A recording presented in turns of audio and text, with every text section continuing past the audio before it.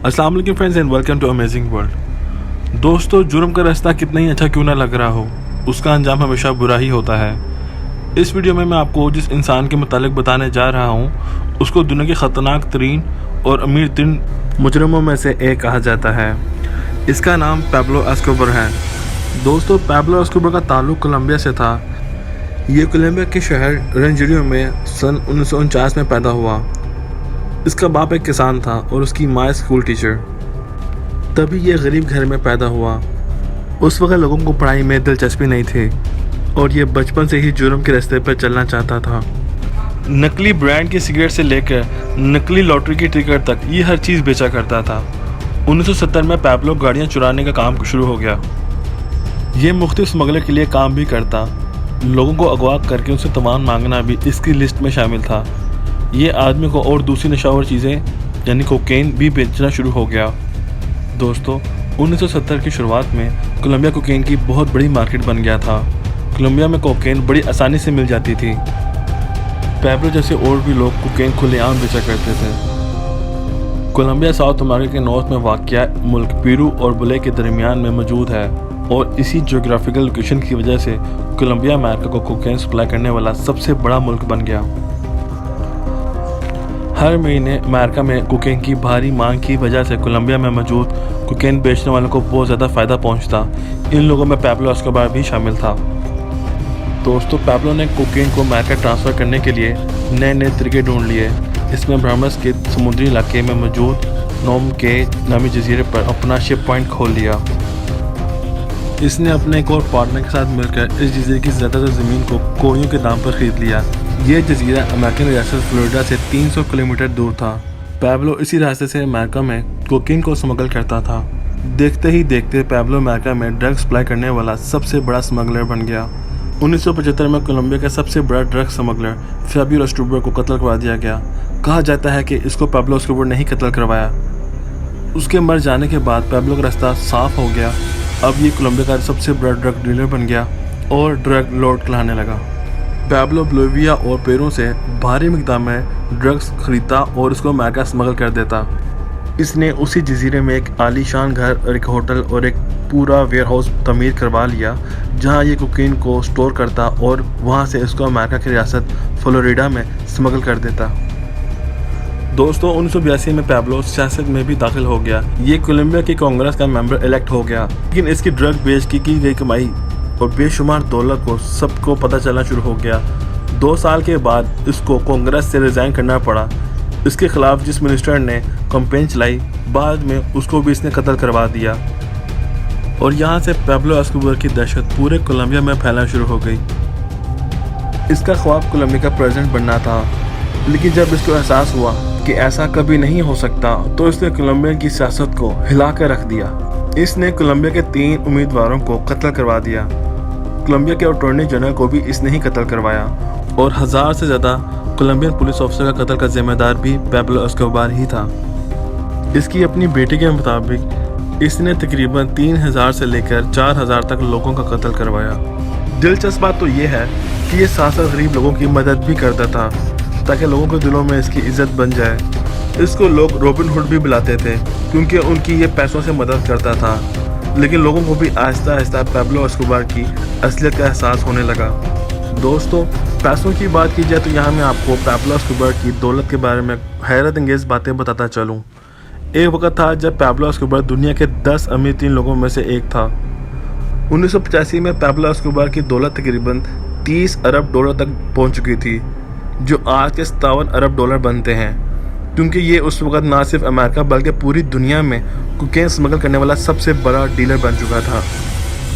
ये अमेरिका में हर दिन 500 मिलियन डॉलर्स की कोकेन स्मगल करता था। इसके पास ज़्यादातर पैसा कैश की सूरत में होता था। ये हर हफ्ते $1000 के रबर बैंड खरीदता ताकि उनको अपने पैसों पर लगा सके। पैब्लो अपने कैश को एक बहुत बड़े वेयर हाउस में रखता था और हर साल इसके अरबों रुपए सिर्फ इसलिए ही ख़राब हो जाते थे क्योंकि या तो वो नोट फट जाते थे या वो नोट चूहे खा जाते थे। दोस्तों, कहा जाता है कि एक दफ़ा पैब्लो अपनी बेटी के साथ एक जंगल में कैंपेन के लिए रुक गया और इनके पास आग जाने के लिए लकड़ियाँ ख़त्म हो गई।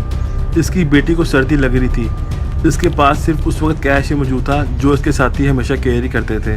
इसलिए इसने लकड़ियाँ ढूंढने के बजाय तकरीबन 20 लाख डॉलर्स को आग लगा दी ताकि उसकी बेटी को सर्दी ना लगे। इसने पैसों को खाली कैरी करने के लिए ही अपने जहाज़ खरीदा हुआ था। लेकिन दोस्तों, बुराई का अंजाम बुरा ही होता है। अमेरिकन हुकूमत पैब्लो एस्कोबार को पकड़ना चाहती थी और बार बार कोलंबिया से पैब्लो को उनके हवाले करने की डिमांड कर रही थी। लेकिन पैब्लो इतना ताकतवर था कि कोलंबिया में इसके खिलाफ किसी को एक्शन लेने की हिम्मत नहीं होती थी। पैब्लो ये बात बखूबी जानता था, लेकिन उसके दिल में डर था कि कहीं कोलंबियन हुकूमत उसको अमेरिका के हवाले ना कर दे। लेकिन दोस्तों, इसके जुर्म की दास्तान काफ़ी बढ़ चुकी थी और फिर अमेरिका का प्रेशर भी था। इसलिए 1991 में इसने फैसला किया कि ये खुद को कोलंबियन गवर्नमेंट के सामने सरेंडर कर देगा। लेकिन इसने एक शर्त रखी कि उसको अमेरिका के हवाले ना किया जाए। गवर्नमेंट पैब्लो एस्कोबार की बात को मान गई, लेकिन पैब्लो एस्कोबार को किसी जेल में नहीं भेजा गया। इसकी शर्त के मुताबिक उसको अपना जेल खुद बनाने की इजाज़त दे दी गई। दोस्तों, पैब्लो एस्कोबार ने अपना जेल खुद बनाया, जो किसी महल से कम नहीं था।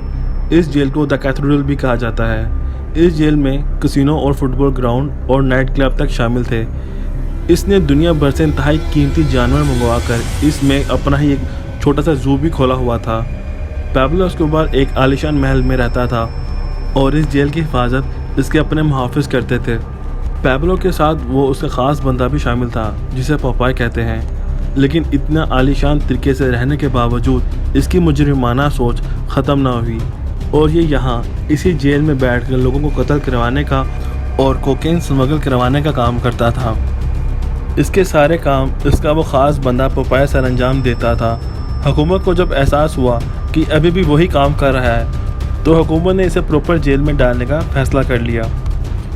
पैब्लो एस्कोबार ने इस बात का पहले से ही पता करा लिया और उसने अपने साथियों के साथ मिलकर अपने आलीशान जेल से फ़रार होने का प्लान बना लिया और दोस्तों, ये फ़रार होने में कामयाब हो गया।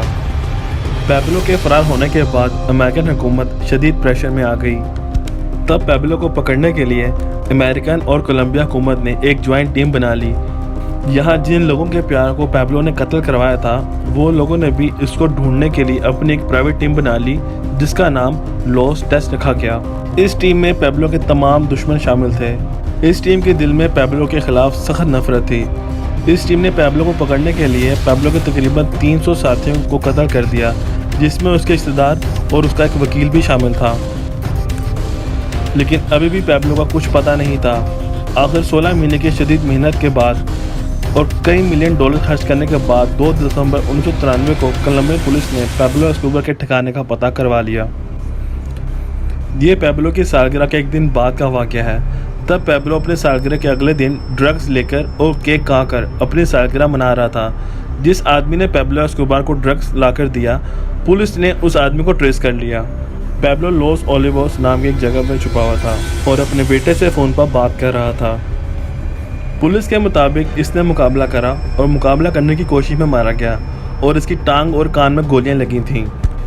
लेकिन इसकी मौत के बारे में इसके बेटे और इसके भाइयों का कुछ और ही कहना है। इनके मुताबिक पैब्लो एस्कोबार ने खुदकुशी की थी और ये पुलिस मुकाबले में नहीं मारा गया।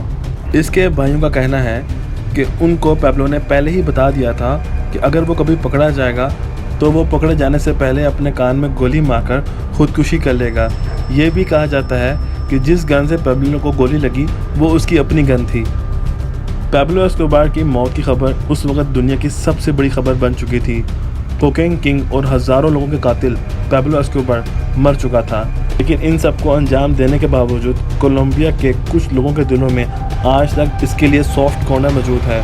कहते हैं कि इसकी आखिरी रसूमात में 25,000 से ज़्यादा लोगों ने हिस्सा लिया था। इनमें से कई लोग वो थे जिनको पैब्लो ने घर बनाकर दिए थे और इनकी मदद की थी। लेकिन इनमें से हज़ारों वो लोग थे जिनके प्यारों को पैब्लो ने कत्ल किया था। इसलिए कोलंबिया में ज़्यादातर लोग खुश थे। दोस्तों, और एक और दिलचस्प बात यह कि इसका ख़ास साथी और हिटमैन ने पुलिस के सामने पहले ही सरेंडर कर दिया था। इस शख्स ने 200 से ज़्यादा लोगों को टॉर्चर करके कत्ल कर देने का इतराफ़ किया था। उसको 24 साल कैद की सज़ा हुई। कोलंबिया में सज़ाए मौत का कानून नहीं है। ये अभी कुछ अर्सा पहले ही जेल से बाहर आया है।